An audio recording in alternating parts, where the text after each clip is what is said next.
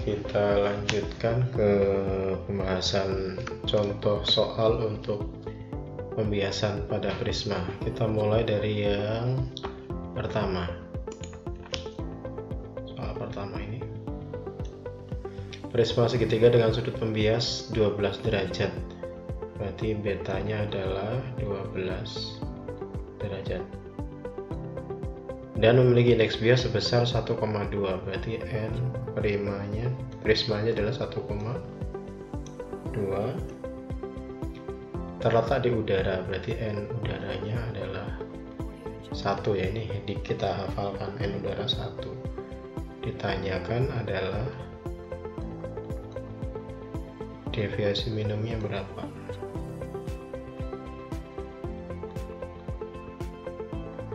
Kita ingat rumus deviasi minimum itu ada dua.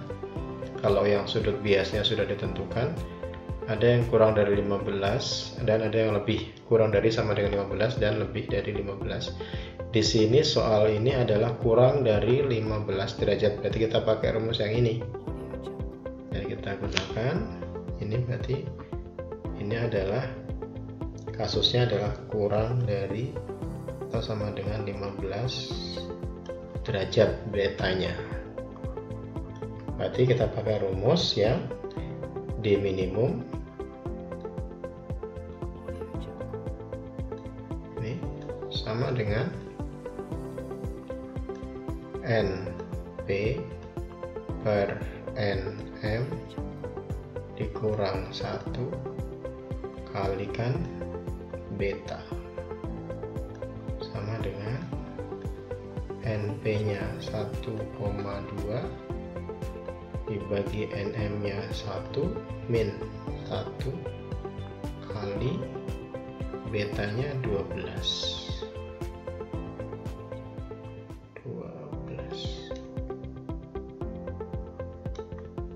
sama dengan 1,2 dibagi 1 itu 1,2 dikurang 1 0,2 0,2 dikali 12 sama dengan 2,4.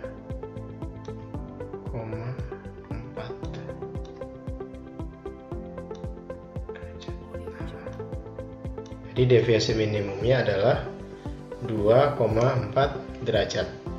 Itu kenapa? Karena ini di sini disebutkan sudut pembiasnya atau betanya kurang dari 15 derajat, sehingga kita pakai rumus yang ini.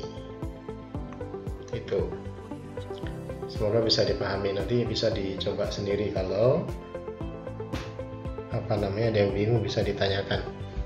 Kita langsung ke contoh yang nomor 2. Contoh nomor 2, prisma dengan sudut pembiasnya betanya 20 derajat. Betanya 20 derajat di udara dan dilewati seberkas sinar, berarti M nya itu adalah N udara 1.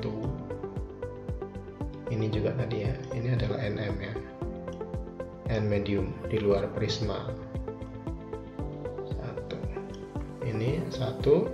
Deviasi minimum prisma, ini prisma ya, salah ketik, adalah 4. Jadi diketahui di situ deviasi minimumnya sudah diketahui, nilainya 4 derajat. Yang ditanyakan di situ indeks bias prismanya berapa. Nah, di sini betanya 20 derajat. Baik, kita lanjutkan pembahasan untuk contoh yang nomor 2. Di sini betanya diketahui 20 derajat, kemudian N udara atau mediumnya 1, D minimum 4 derajat, indeks bias prisma ini yang ditanyakan. Karena dia di sini betanya adalah 20, berarti dia masuk atau kita selesaikan nanti dengan rumus yang beta lebih dari 15, rumus yang ini nih. Kemudian kita tuliskan rumusnya, NP per NM sama dengan sin setengah beta plus D minimum dibagi sin setengah beta. Kita masukkan angka-angkanya, NP per NM-nya 1 sama dengan sin setengah betanya 20 ditambah D minimumnya 4 dibagi sin setengah kali betanya 20. Kemudian NP dibagi 1 itu NP sama dengan sin setengah kali, nah ini 20 ditambah 4 kan 24 jadi sin setengah kali 24 berarti sin setengahnya 24 itu 12, berarti sin 12 per sin setengahnya 20 berarti sin 10 derajat, sama dengan sin 12 derajat adalah 0,207 per sin 10 derajat adalah 0,174. 0,207 dibagi 0,174 itu sama dengan 1,189, atau bisa juga dibulatkan menjadi 1,2. Artinya apa? Itu berarti indeks bias prisma itu adalah 1,2. Itu contoh soal kedua untuk kasus sudut pembiasnya lebih dari 15 derajat. Kita gunakan rumus yang ini, NP per NM sama dengan sin setengah dalam kurung beta plus D minimum deviasi minimum dibagi sin setengah beta. Jadi yang harus hati-hati di sini nih, sin setengahnya ini adalah dipakai untuk mengalihkan sudutnya dulu. Jadi sudutnya dihitung, beta ditambah D minimum dikalikan setengah baru dikenakan operasi sin. Yang bawah juga begitu, setengah dikalikan beta baru dikenakan operasi sin. Mudah-mudahan bisa dipahami untuk contoh yang kedua. Kita lanjut ke pembahasan contoh soal yang ketiga. Seberkas sinar merambat dari udara mengenai prisma. Ini nomor 3. Prisma tersebut memiliki sudut pembias 40. Jadi kita buat di sini ya. N mediumnya itu adalah N udara. 1. Kemudian betanya diketahui 40 derajat. Kemudian sinar datangnya dari luar prisma ya, berarti itu adalah I. Ini berarti I1 karena dia datang dari luar prisma masuk ke dalam. 30 derajat. Nah, yang ditanyakan ada 2. Ada 2. Ini penanya agak macet.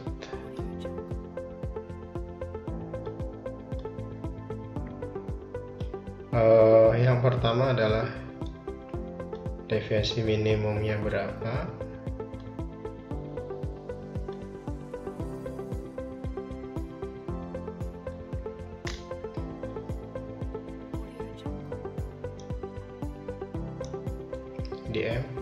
Dmin ya, dminnya berapa. Yang kedua, yang B adalah indeks bias prismanya berapa.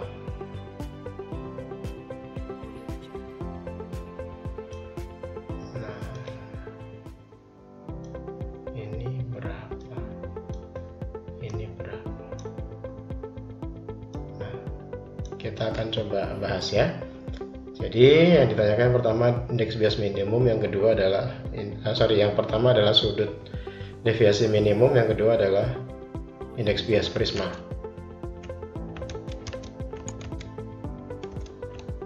Ya, yang pertama indeks bias minimumnya berapa? Nah, dari soal ini maka kita bisa gunakan rumus umum indeks bias minimum seperti yang sudah dibahas di sini, yang ini ya, rumus indeks bias minimum ini.